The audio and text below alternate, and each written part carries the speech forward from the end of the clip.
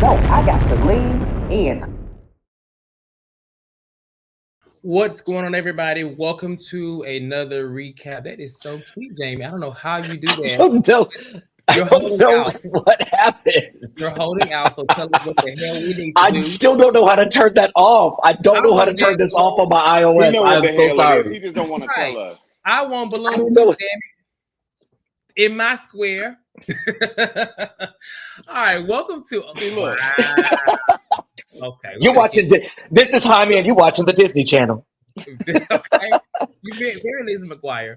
Welcome to another Wednesday Night Live. Real Housewives of Salt Lake City. This will actually be the last time you see this show on Wednesday, because next week you all know that Real Housewives of Beverly Hills begins, and you know that being not a bigger show than Salt Lake City, but a bigger show for this channel, it does take precedence. So next week, on Wednesdays not at this time, but at 6 p.m. I'm sorry, at 9 p.m. Eastern, Beverly Hills, the panel will be live directly afterwards. So if you're watching us, this show will still be filmed and recorded. We're still trying to figure out the scheduling. Literally, I was doing scheduling before I was getting on this damn camera. So just subscribe to the channel, and we'll have a schedule out for you guys as to when this show will be filmed. Be sure to like this video and subscribe to the channel. It's a lot going on over the next 2 weeks. A lot of shows. It's going to be so busy over here at the Lean. So we're going to do our best to give you great content, but also in a very organized way. So, Antonio, how are you? Birthday boy, traveling all over the damn place. I'm doing good. Thank you so much. So glad you can be here with us today. I'm glad to be here with you, Cortez. Oh, not mid. I'm just glad. How are you? Well, I was doing good until Antonio just said that. So, I mean, I'm fine, I guess. I know. I'm fine, I guess. Look, Jamie. Look, Antonio, for his birthday, been raising hell in this group chat for 2 weeks. Like, I'm glad that I finally get to see him face to face, because we got some things we need to talk about. It's all love. It's all love.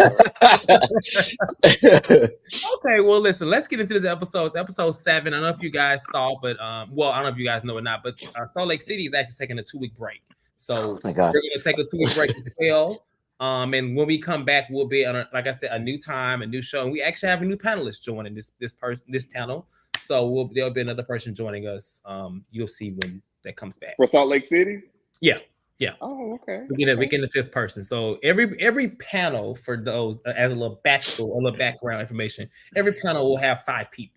But obviously, you guys have been with us for the last 6 months. We started a 3-person platform, so we rotate in and out based off of the schedule. And so this panel will be getting a 5th person as well, and they'll be joining when we return in 2 weeks. So let's get into this episode. Pretty interesting episode. Kind of, I don't know, it didn't choke me up, but I got a little sad at the end. I don't know about y'all, and we'll talk about it. But Salt Lake City has been doing pretty good. It's been thriving. It's been doing really well. I think the ratings have been kind of high thus far. Mm-hmm. He's in a good spot. It's no longer in his dark space. We got rid of the lady. We got rid of a couple other people. Jen went to jail, and Mary is back. My fave. I don't know about Jamie's, but that's my fave. But in Salt Lake City, it is Easter, and we see this little montage of this Easter bunny surprising all the girls and the kids with an invite to this Greek Easter event hosted by Angie K. And I will say, I've seen people I still haven't seen anybody say they like Angie K, but I have seen say that they see how she got her snowflake, and I can see how. I mean, she's heavily involved. I couldn't take away from how she got her snowflake. I don't like her, but nonetheless, she's heavily involved. She's definitely involved. She has the look of everything: the house, the husband, exactly, the kids, the money. Correct. Yeah. Correct. Yeah. So in this episode, we kick off this episode with Whitney and her husband. And last week, we know that he was returning to work. And they had some issues trying to debate who's going to pick up the kids. I don't know if they ever got to the finalize what was going to happen, who's going to pick up the damn kids, but that's what they were talking about last week. And so in this particular episode, they're sitting down, having lunch, and they're checking in on him and his new job. He's talking about how it's a bit of a struggle, just kind of get back into things. Well, Whitney says that she is sinking, and she feels like when he comes in, he goes to his phone, he's on Instagram. She says that while he on Instagram, she's trying to cook, the kids are fighting, and she almost burned the house down. So she just feels like he can come over and help turn the damn bacon over or turn the bacon off so the house won't catch fire. He just basically, she says she's shutting down. And he mentions that he is tired of initiating sex, but she says she's not connected, meaning I guess that she's going through a period where she's just not really connected with him. She did say that they had an argument or some kind of disagreement, and they kind of took off the wedding rings. Every time she goes to the bedroom, she sees his wedding ring in the dress, on the dresser, in the drawer, wherever it is. So they kind of talk about that, and it's kind of getting a spark back in their relationship. I guess since they stopped rolling around in mud or paint, they got to figure out how to spice it up again, right? So any thoughts on this scene with Whitney and her husband Antonio? To kind of start at the point of the no rings, Justin is probably loving not wearing that ring because we remember how Whitney said she got him. So he's probably loving that little attention he get for not having that ring on, possibly. Allegedly. So one thing, allegedly. Allegedly. And, I know that they've been going through things in reference to their communication, but I hope that they can get on one accord, because even at that sit down, she was talking about, them kind of being team players and partners, trying to do things around the house. They're both working. He clearly kind of has a 9-to-5 type job. I mean, she has a business, but you're at home. Go pick the kids up if it's just that much of an issue. But his focus was, to me, less on that, but more so on, them not really having sex. And I'm like, y'all not even wearing y'all wedding rings. So things are clearly in a... My apologies. So y'all not even wearing y'all wedding rings. I was like, is it gonna go off? Professionalism. Listen, I'm still at work. I'm still working. Oh, that's right. Yes. But I'm like, y'all not even wearing y'all wedding rings, but you are kind of worried about sex. Something is kind of there's a disconnect there. I don't know if it's just a disconnect with him, not kind of really knowing how to communicate with Whitney, or if this kind of story that she is piecing together to make her family life seem a bit more interesting. It's just they didn't rehearse it that well, because I wasn't really buying it. So. There were script changes. He didn't get the latest draft. He didn't know what his lines were. Justin was like, "What the hell going on now?" Maybe, I mean, in the past, we've seen Justin be a relatively good husband. Like, he puts up with his wife acting a fool. She's insufferable. Her voice grates on his nerves and our nerves. Like, my thing is, her kids are 15 and 27. Like, what? The kids are damn old enough for you to tell them to stop screaming long enough for you to flip some bacon over. But then also, how long do you think bacon needs to cook? Like, you can't wait an extra 3 seconds to flip the bacon, then go beat your kids? Like, I'm trying to figure out what her issue was. Like, how long were you wrestling with them kids that the bacon burned? Like, I mean, Justin's just doing whatever my parents did whenever we fought. It pretended like we weren't there. So it's not that hard. I really think this whole story is manufactured, because Whitney never has anything going on. Let that man work. You were, like I said the last time we got together, she was worried about paying the bills. She was worried about being the sole breadwinner now that her man is able to work again after losing his job because of you. Now you're mad because he's working too much and not picking up your kids. Like, I get it. Men need to step up, and Justin probably does too. But also, Whitney's insufferable, and I want her to suffer. Wow. Yeah. It could be worse. She could be married to Sai's husband. Okay. Okay, so the next scene we have, that's another show. We have so Lisa and Angie K get together, and I noticed today I still call her Angie K because Angie K. It was two Angies, but now she's an Angie K. Angie L for loser. But Angie and K, her and Lisa get together, and when they go into a wick, I guess a candle making place or thing they're doing, and the first thing that happens is this young lady walks up to Lisa and's like, "Oh my God, are you Jack's mother?" And Lisa's like, "Yeah," and then she's just like, "Oh yeah, I know Jack. Did you know she was going to mission?" She was like, "Yeah, I knew." And Lisa feels away, and I'm just like, "Is this scripted?" Because you can't tell me this lady just didn't walk. I just don't believe that just would have happened like that. I don't know. I feel like Lisa strategically went to that place knowing that she knew, because didn't he say he was going to prom? Is this the girl that maybe he going to prom with or something? I think so. I wouldn't be surprised if it is. It just seemed a little too placed for me. Yeah. But nonetheless, Lisa talks about that, and then she talks to Angie K about the invite list for the Greek Easter event. And she talks about inviting everybody, even Mary, but she does not invite Meredith. And Lisa feels like, well, if you're going to punish Meredith, you should also punish Monica, because they're one and the same. I mean, they're both around here kind of spreading rumors or alluding to rumors or whatever she says. And she just feels like that Monica is a liar, and Monica's lying. She doesn't understand why Angie is still friends with Monica.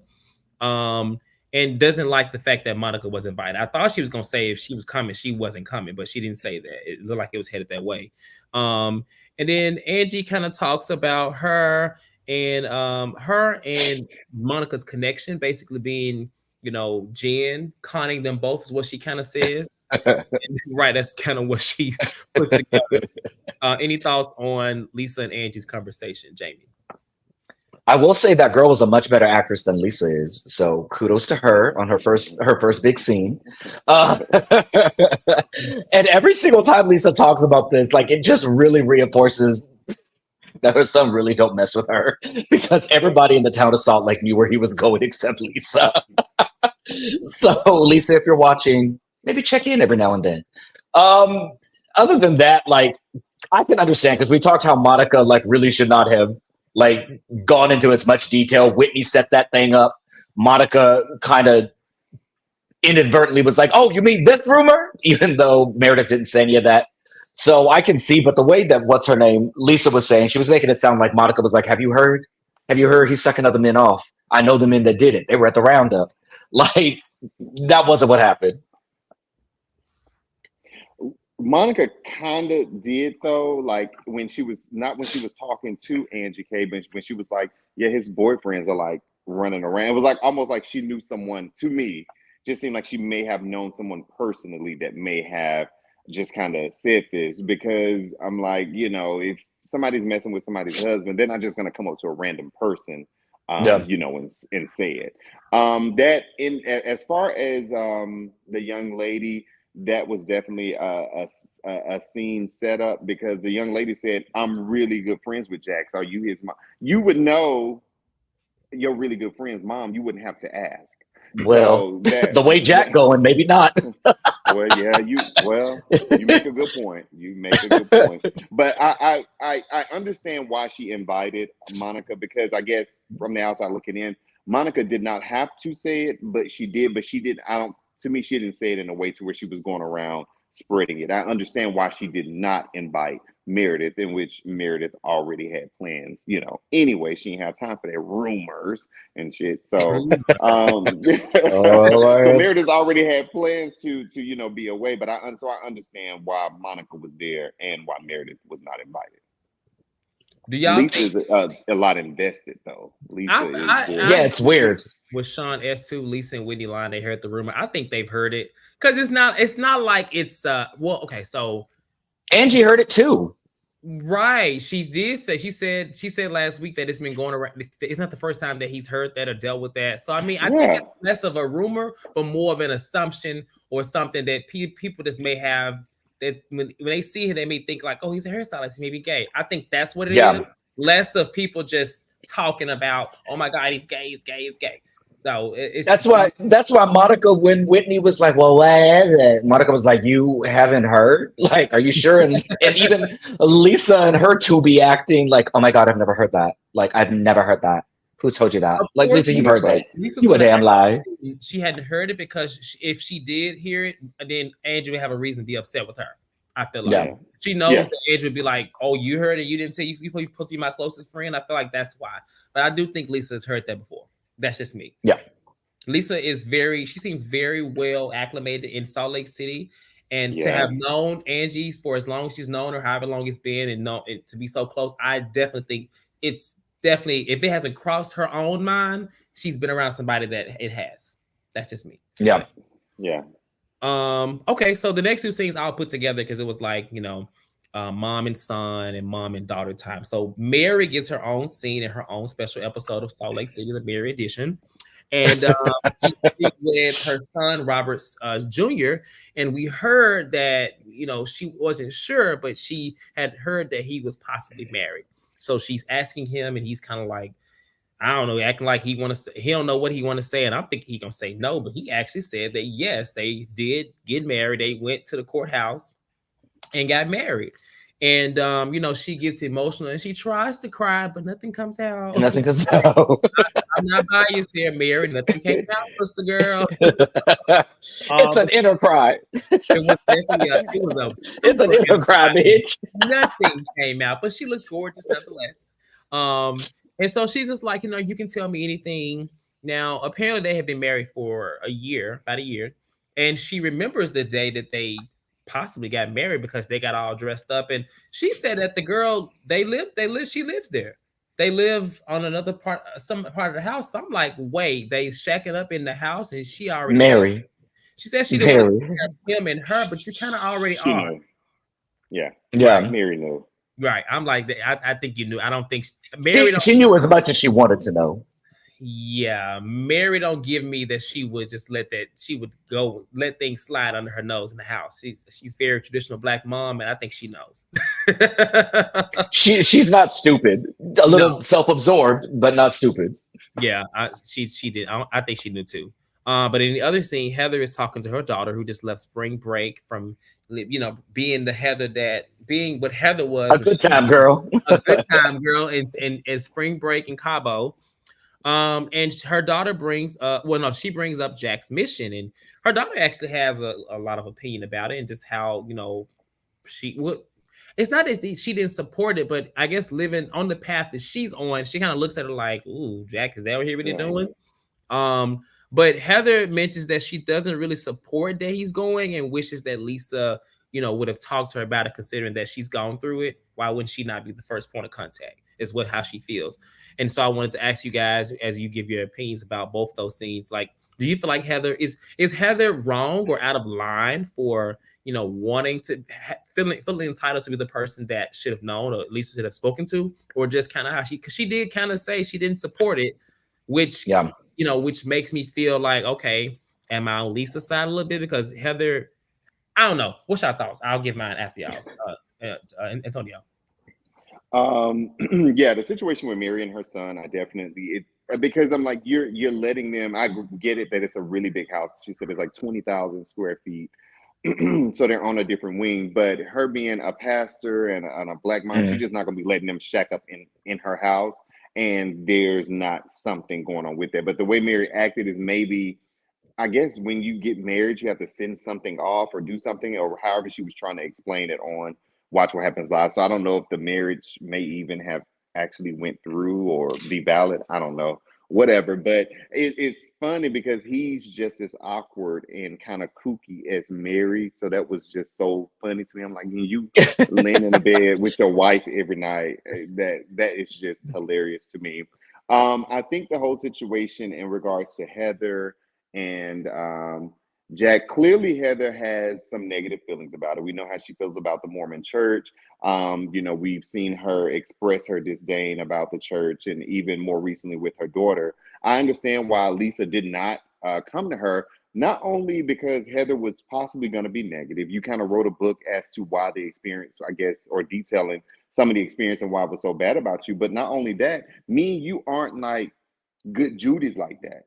So why would I come to you to discuss a situation? Well, Lisa didn't even know her son was doing it, but even after she found out, why would I come to you to discuss a situation like that in regards to my child, something so personal, in regards to someone so personal? Why would I do that with you and we're not even friends like that? And not only that, I know how you feel about this particular situation. So it would to me, it would just be a setup for some type of a falling out or an argument. So with this, I'm on Lisa's side. Like, I don't understand why Heather is feeling so entitled that she needed to know. That's crazy to me. I don't think she's maybe wrong for feeling like she should have known. She can feel however she wants to, but I don't think Lisa was wrong for not telling her. Yeah. Mary and her son literally are the exact same person.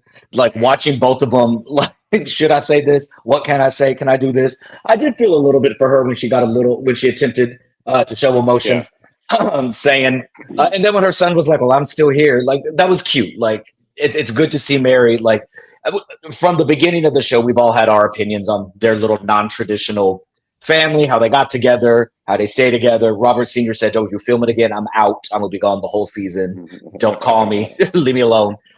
She told him he was all she had. That was kind of like, yeah, that was kind of telling. So it's stuff like that. Like, again, all the greatest housewives. I like that Mary is kind of removed from the drama and she's funny and it's one-liners. But the things that really make me warm up to these housewives is when you see a human side to stuff, and a lot can get lost in the fights and the drama and the shade and stuff. But I genuinely enjoy seeing Mary kind of not be Mary Cosby and just be like a mom who was like, why the hell ain't you tell your mama you're going to go get married to this girl? And so that kind of spills over with Heather, because I think every point of view here is completely valid.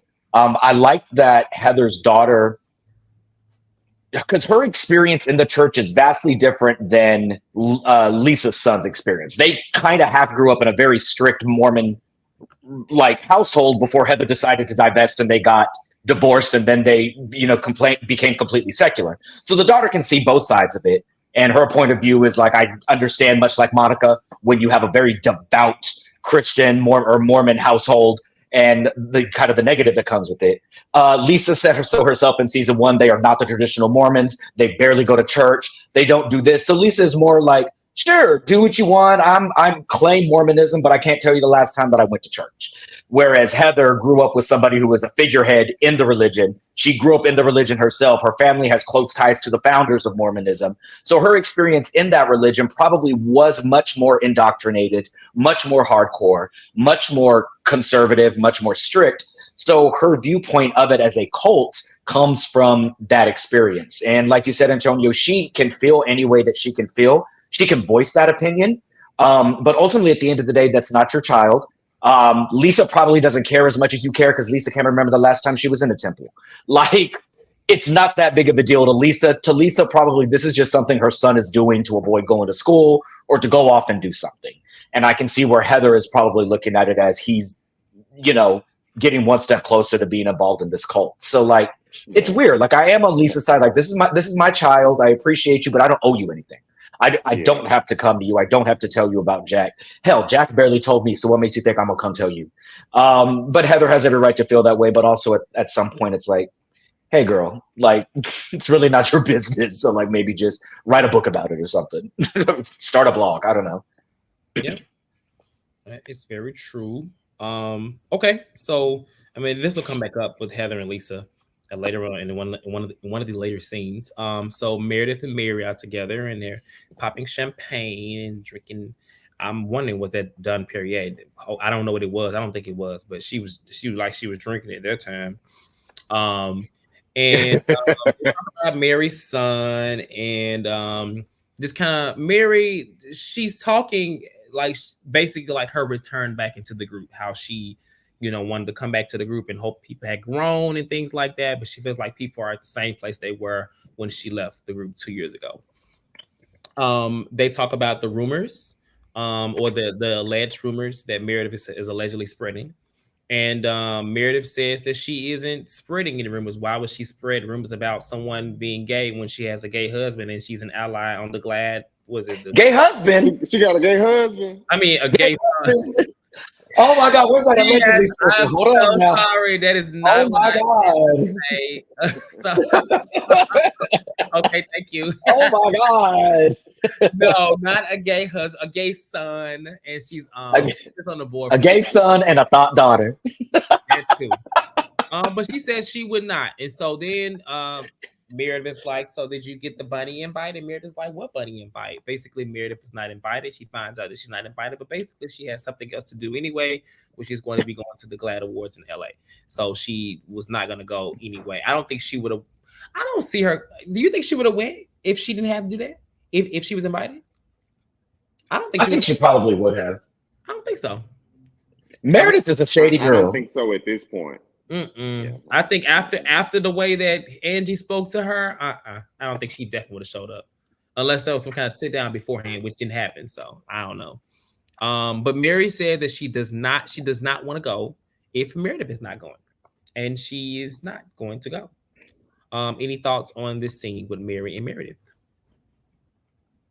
I think with this scene, what I kind of got from it, you kind of see why Mary does pull back in a lot of the scenes when it's a group, because it seems like she did come back in hopes of, I guess, maybe some things being a little bit different. I'm not sure why she thought that or what show she thought, she'd been watching to think anything was going to change, because it's not. But I do understand, I guess, why she's standoffish, because she's I guess trying her best in those instances to not really be in mess, because she see, people are still doing the same thing. So I love how Meredith played it off like she was never been involved in a single day of mess. She's like, I could have talked about everything I knew. And I was like, Mary, you were screaming at that lady at the tape. Or Meredith, episode 2, you were screaming at that lady to leave. Like, you've been involved in this mess. We all knew what Meredith was talking about. Exactly. We don't, like, come on, Meredith. Again, this was one of, like, a really random, unexpected, real, like, human moments from Mary. She was like, babe, I'm not getting into it with y'all. Like, I'm not doing that. Y'all need to grow up. And we know who she's talking about specifically when she says that. Whitney. Little girl. Specifically Whitney. So it was, like, good job from Mary for showing up and as a friend of still being the voice of reason and driving some story forward, because honestly what she's saying is the exact same thing we've been saying for the last 2 seasons. Yeah. Okay, so we get to the actual event of Angie's Greek Easter, and Mary calls her and says that she can't go because there was a flood at her home in Las Vegas. And a year ago. When was the last time it rained in Vegas? Mary. It was a flood there, but I thought the flood happened sometime between then and now, not then. I don't know, but whatever. I do like that Mary was kind of like, they were kind of like soft shading each other on the phone, which I was like surprised that Angie got her. She did get her. And I was like, and I was surprised Mary's response was like, ha. So I'm like, okay, maybe somebody told Mary, you need to engage a little more. You need to kind of do a little more. And I think maybe from this episode onward, she won't be so, I'm going to stay in the bus. I think she will. Think so. I don't know. I don't know. I think she's going to be a little more in it, like this season. I think that we love her for who she is, but I don't know. I think somebody in production is like, look, Mary, we're not going to be taking you to McDonald's every time. We are not paying you to eat Big Macs. Like, exactly. Let's go. I think that's what it was. But yeah, so at the event, just the start of it, nothing really happened. There was a priest that showed up. Jack showed up.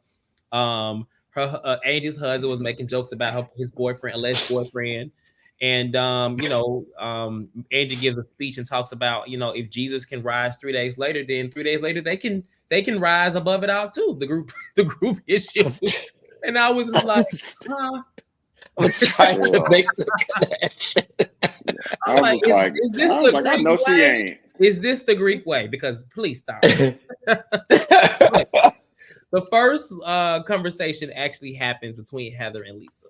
And Lisa kind of talks to Heather about feeling bad that, she felt the way that Heather was so compassionate for Angie, considering that Lisa last week said that she went through a lot and nobody had compassion for her. And she told Heather that to her face. Heather found out, I think, in the last scene of last week's episode. And so Heather was like, I didn't know that was much of an issue. I thought we were deeper than that. Just like, Jack's mission. I don't know why you didn't tell me about Jack's mission.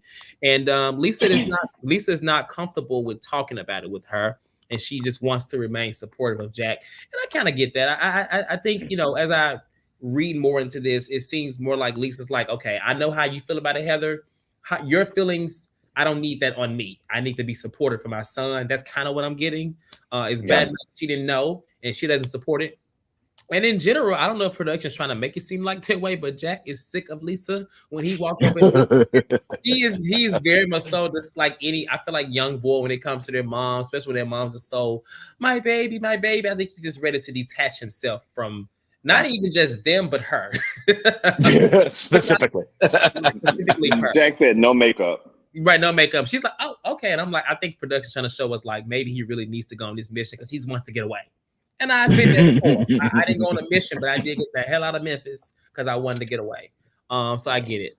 And so Lisa and Heather kind of go back and forth. Heather is just like, why don't you want to read my book? And Lisa's like, is this about the book? Like, I know your feelings about being a bad Mormon, but I'm trying to raise a good Mormon. You know, Heather says that, you know, your Mormonism and my Mormonism is the same. I don't know why you would think it's different. And I feel like Lisa kind of said that she would wear something else to church. She said, in other words, she said, I would wear this to church. She was saying she would wear that dress. It sounds like she's saying, I'm a Mormon, but I bend the rules a little bit. I do what I want. Yeah. And whereas Heather lived by the book of being a Mormon, she was. And so Lisa just says that she's conflicted with Heather, and you know, sometimes she feels like Heather is 1 foot in Mormonism, is 1 foot in one moment she's out, so she doesn't really know how to feel, which is also hindering her from, you know, being so transparent with her about Jack, while also want to be supportive of him. But she makes the last comment like I said, I'm raising my kid to be a good Mormon, and that's what ends there. Any thoughts on this scene, Antonio? Not really. I mean, you know, what Lisa, you know, kind of said and how she kind of shut it down. I completely understand, you know, why she did, you know, what she did. It was odd, and I'm glad that Heather brought it up to her, though, in reference to, you know, I'm like, did Lisa go through, you know, that much last season? I know that Meredith threw that rumor out there that she was doing the favors or whatever, but I'm like, I didn't really see you go through that much to where it was like you needed so much coddling and you needed somebody to come to your house. So I don't know. That situation is odd because, you know, Heather still wants some attention from Lisa, and Lisa wants attention from everybody, I guess. I don't know. I don't think that I don't really think that stops at Heather. I just think Lisa wants the attention. She don't really care whom it comes from or whatever. So yeah. I think in the world of Lisa Barlow, she absolutely went through that much last season. Yeah. She absolutely went to hell and back. She went to hell, exactly. And what she doesn't realize is, I mean, that was part of her own creating. So, like, she blew up everything out of proportion. But again, this goes back to experiences. Like Tonio just said, Heather was in it by the book. Like, so of course you're going to have a completely different relationship to that religion than somebody who's not. Like, same with Christianity. My parents were pastors and I grew up preachers' kids, strict. We had other people in our church who went to the same church who were allowed to go out, who were allowed to listen to secular music. Like, their parents popped up every now and then, but they lived a completely different experiences from me. And so they don't have this adverse reaction to religion the way that I did. So like, I get where Heather's coming from, but it's like, girl, please give it a rest. Like, at this point, and don't use this as a time to plug your damn book. Like, oh my God, of all the resources, you are not leaving Scientology, Leah Remini. Like, you did not escape anything. Calm down. This is not a resource that needs to be passed out to survivors of religious cults. Like, let's pause that really quick. So I can get what Lisa this is about the book. Yes, it's about the book. Read it. Like, no, girl. Read my book, Lisa. Read it. So I get it, but my God, Heather. It's okay. It's okay. Jack's gonna be okay. He'll probably come back after 3 months and be like, I did not want to do that. But it's like, if I know you had a negative experience with something, or you feel a negative way about something, whether it's that religion, whether it's a type of car, a restaurant or anything, I'm not gonna come to you to Yeah. ask your opinion on it, because I already know no matter what good things I have to say or what I think Yeah. may come out of it, you're gonna combat that with something negative. So it's like it just makes no sense. I think, and I'll say honestly, I support Lisa in this, especially when she says she's trying to support her son, because I think she's been a great parent by not, because most parents would love to listen to what Heather has to say so they can try to deter their child from doing. Lisa obviously does not really want Jay. I don't know if it's more if she don't want him to do a mission or if she don't want him to go away, period. I don't know. She doesn't want him to go away. She don't care about that mission. But you know what? I don't know. She wanted him to go to college. So I feel like, that has to have possibly come with him going away. So I think it's more about the mission and I think everything that all the knowledge that Heather possesses, I think Lisa knows. Honestly, I think she knows. I mean, I'm sure Lisa was prompted to do a damn mission. There's no way she has not been in Salt Lake City this long. I mean, it's since whatever, and has not been proposed for it. So I think it's probably crossed. I think it's something she's not telling us that she may know a little more about it. I think that's why. But I do think it's a bit of him leading. I think it's really more of the mission. And I think she's being, supportive. Like, I mean, she ain't coming to him saying like, no, I don't want you to go. She's just like, I'm going to support you. I didn't know. You didn't tell me, but oh my God, I'm going to support you. That's kind of what I get it from her. And ultimately, at the end of the day, if that 18-year-old boy wants to go do charity work and like do some good as a mother, like, okay, because he could be saying, I want to backpack around Europe and spend your money and just like waste a year of my life doing absolutely nothing productive. So like, okay, even if it may not be like what you want, this is still kind of a win. Like you still have raised a good kid. He's got a good head on his. Who's cocked their gun? What is going on? What part of you over there the busting state? shots? There's a thug in my life. A thug in my life. Heather Walk around the club. Right. Heather over here with Snoop Dogg. They in my living room.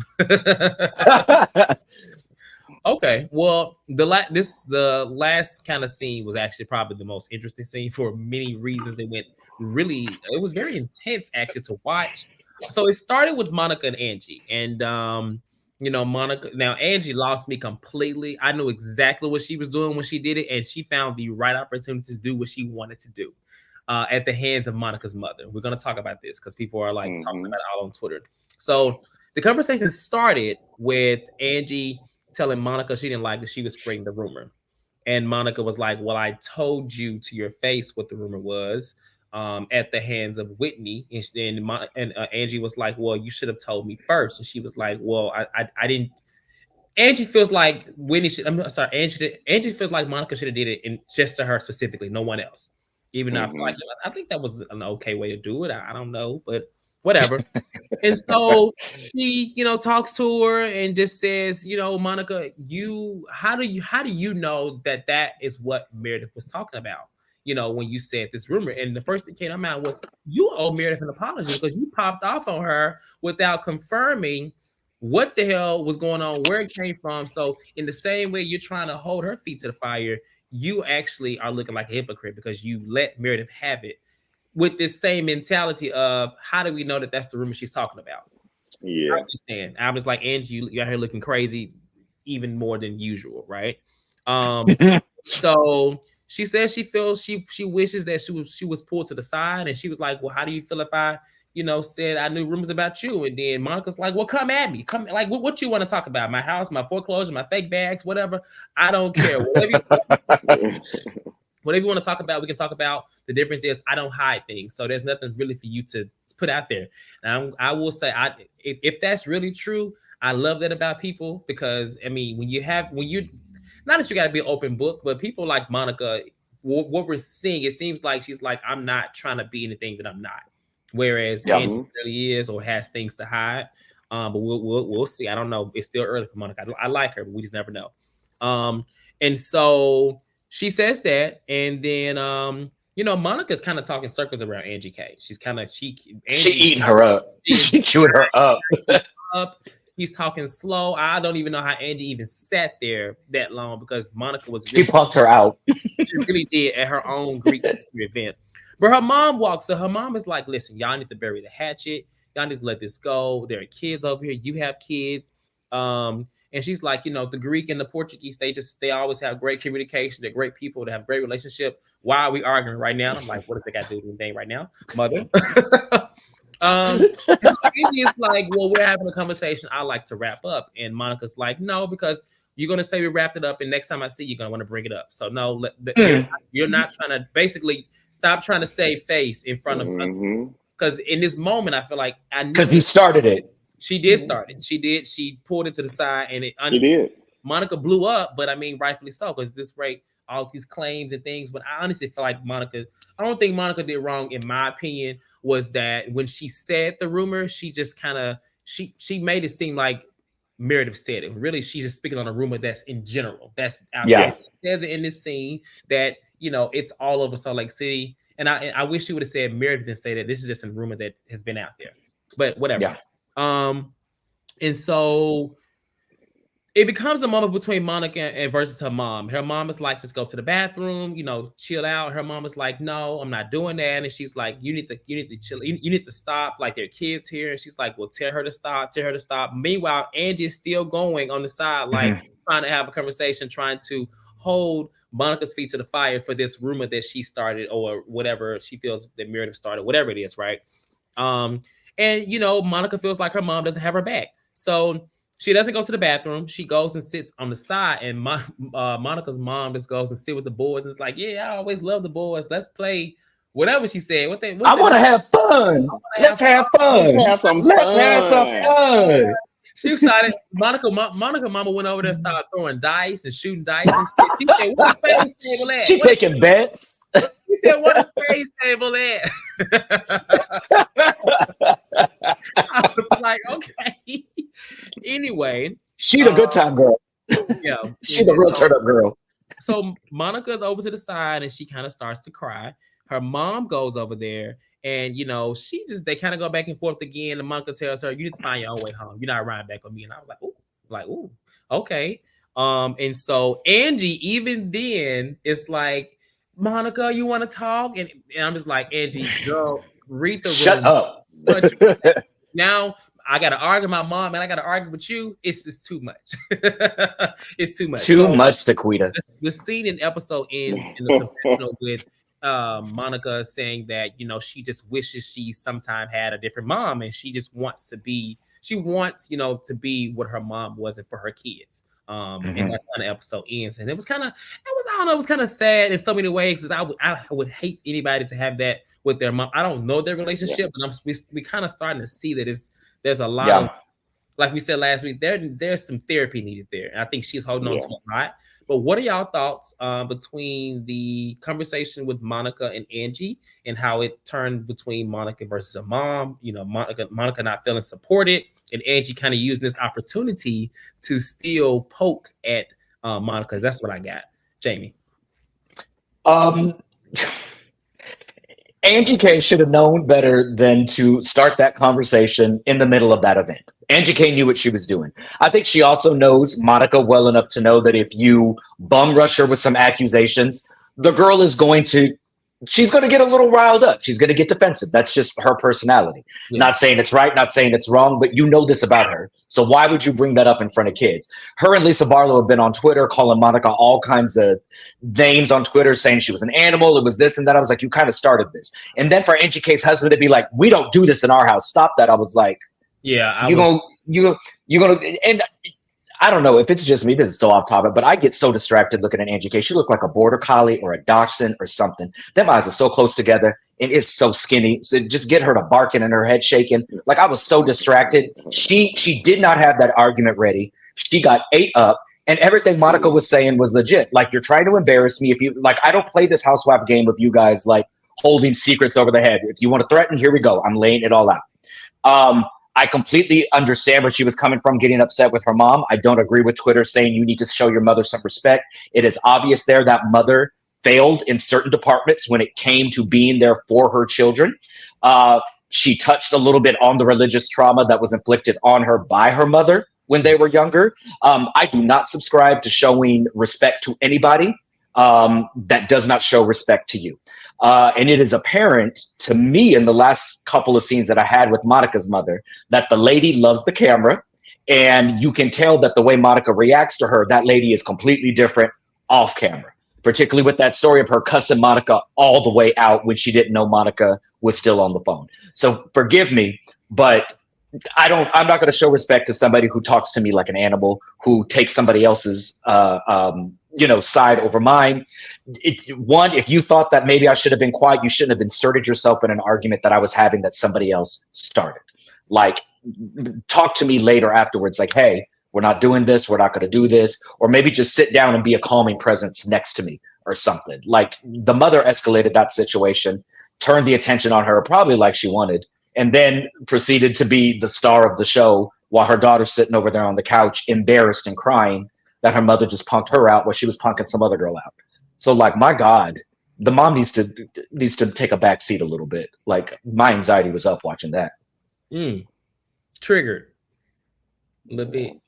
You can tell though this wasn't the first time that Monica's mom had kind of inserted herself into a situation and took the other person's side, and you can also tell this wasn't the first time that they've had that type of argument. Clearly they have some type of a tumultuous relationship, which even goes back to the lady cussing Monica out, so on and so forth. So there seems like to be some deep rooted situations there that they need to sit on somebody's sofa or somebody's Zoom, and they need to talk out if they want to. Somebody's anything. Somebody's something, and they need to talk it out and get it together if they want to. The mom, that situation though, when the mom came up and she definitely kind of took Angie's side, and even afterwards Angie was like, yeah, I like you, and the mom was like, I like you, and I hated that. I hated that. That was so messy. It reminded me of when Portia said the stuff about Candy, and then Mama Joyce went and met with Portia, and she was like then kind of dog and tie, like acting, with Portia like everything was all good. And it's like, no, this person just really tried to come for your kid. That's not how you even if the mom wanted to diffuse the situation, that's not how you diffuse it in that moment. Angie sat that lady down at the Easter table, and she asked her that question, and she tried to antagonize her. She got tore up. That Monica is not a, Monica isn't prim and proper like how they try to be or anything like that. Monica, you can tell, is just who she is, and if you take her there, she gonna go there with you, and that's kind of what that situation was. She didn't care about the Pope being there and the Easter Bunny and the and the kids. She didn't care nothing about that. What Monica cared about in that moment was saying was saying what she needed to say, and in that moment she felt like she needed to defend herself. But I agree. The only thing I think that Monica kind of did wrong was making it look like Meredith was the one that kind of told the rumor, but she was on Watch What Happens Live last night as well, so she kind of went into a few other things, but that's it. That's it. If you don't want me to respond, then don't bring me to bring it up, because I'm gonna tear your ass up. I'm gonna tear your butt up every time. And then apparently on Twitter, Monica done fell down the stairs because Angie's house don't have no guardrails on the stairs. She all banged and bruised up.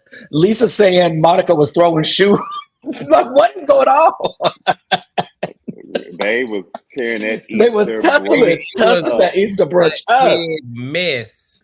My God, my big fat Greek Easter. It went left so fast. So fast. Not my big fat Greek Easter. You ain't lying, Jamie. I feel the same as you guys. I will say I don't think the mom knew all of the backstory, which is another reason why maybe she should. Being a mother. Let's just being a mother. I think she was just trying to diffuse something, but she didn't know the backstory. I think when she came in initially, I didn't mind it, but I think maybe after a minute she should have probably just kind of backed away. Mm-hmm. you know, sometimes she knows her daughter. She knows her daughter very well. She knows her daughter is probably not a ticking time bomb, but definitely escalates, and they have moments because it shows that she definitely called her.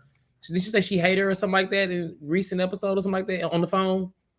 Did she say that? She said the mom called her. But the mom cussed her out. She called her. I think she thought she hung up. she did. Yeah, and she cussed. Yeah. I think one said she did say she hated her or something. Yeah. Now, I will say, I don't know about now leaving her mama there. I was like, girl, now that's a lot. But their relationship clearly is a very precious and situation. You want to have a good time. Stay here and have a good time. Figure how you're gonna get back home, lady. I think that figure how you're gonna get back home. It was just annoying too to see her just kind of go over there and just kind of be cocky. You know, I think there would have been a better time to go over and talk to her in a different way. I don't know. I just think it would. I wish it would have went a way different than it did. I wish she would have snatched the kids and tried to leave. That's a lot. It's like she was taking the kids as the child protective services or something. I don't know what's going on. And then she was trying to snatch. And then she was trying to snatch all 4 of them. It's like, girl, you got too many kids. Girl, you got 4 kids. She was over there like this. She was like, come on, y'all, let's go. Let's go. But if anybody can wrangle 4 kids, it's a Latina. my mom did it. Your mom was there to pick you up? Wow. Oh. But yeah, so I hate all that happened. Honestly, I don't think Monica is in the wrong in the situation. She could have went about things differently, but her mom was really out of line, in my opinion.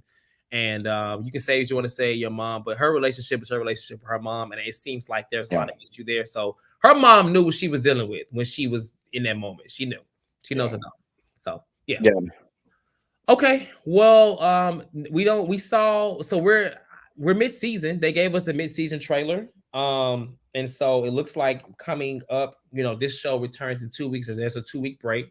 So when we come back, we start this whole situation of what happens on the trip. It looks like Meredith is a part of this big scandal mess lie. I don't know if this is Meredith's villain season. We're gonna find out. Somebody allegedly, you know, lied about something really big. You know, we saw Heather at the beginning of the season pushing production out the room. So it looks like the season is going on a good course, and it's doing pretty well. So we have some callers in the queue. Make sure y'all like and subscribe. We have a call in the queue. Just make sure y'all like and subscribe. Like I said, we're gonna be posting the schedule for all the shows coming up within the next 2 weeks. This show will be going on. Real Housewives of New York has 2 more episodes. It's going to be ending in 2 weeks. Married to Medicine, Potomac starts soon. Beverly Hills, Miami, and then Bell Collective is back. It's so many shows. But like I said, we're going to do our best to make sure we're providing good content. We have a real schedule, y'all, chat. It's going to be crazy. It's going to be fun. It's going to be a fun and warm winter because, baby, I think Bravo finna really give it to us with all this mess. So with that being said, let me let this caller on before we get out of here. And it is Ronnie. What's going on, Ronnie? How are you? Hey, everybody. I'm so excited to see a live show. It's been a long time. Welcome back. It's been a while. Well, you know, first thing I got to say is, Jamie, wow, with the opinions on Monica's mother. I'm not agreeing or disagreeing with you, but wow. Look, we're all grown adults. Respect is given, respect is earned. And it's very obvious that respect has not been earned in that relationship. So respect is not given. Well, it's going to be interesting. I like their dynamic. I think there's... Ronnie said, well, anyway, this is my square. No. Actually, if we're going to talk about squares, a round of applause are in order to randomly Ronnie Jr. once again, because last Wednesday, I was on What Happens Live. Now, wait a minute. You come back to yourself. I'm confused. But it's Bravo related. I was on Watch. Congratulations. However, this is for you to talk about this show. Can you? Okay. Well, first of all, I love you guys. I gotta say, I like the season. You know, I don't really have. It's kind of weird because in a lot of shows, I have favorites. And I think like Lisa or Meredith are probably my favorites. I think Mary's good for humor. But I like this show because I don't necessarily like love or stan anyone. They all kind of make sense. You know, like Angie is annoying, but it's fun to watch. Monica is like so unpredictable, and like we talked about, real or authentic or whatever. But I don't necessarily like stan her or anything like that, and I think that's why this season has been so good. I didn't watch last season. I wasn't really that interested in Jen Shah going to her situation. But there is something really, really fun, and I never thought I would say this ever, ever, ever. Whitney has even been interesting this season, so I'm pleasantly surprised. Okay. She all right. She all right. That's all I got. Who are your faves this season? You like Whitney and Angie K? Say it again? Who are your faves this season? Oh, it's always going to be Lisa Barlow and Meredith every single season. And you know what? I got to say, I hated the seasons that they didn't get along.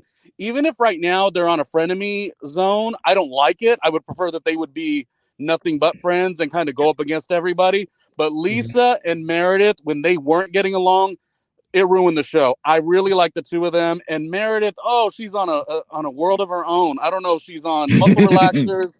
But I live for Meredith. She's also unpredictable. So, yeah, I like the season. Yeah, Meredith is in her bag this season. I'm enjoying her. Even the edit, I don't know what she did, but I'm going to live for her, whatever it is. I'm sorry.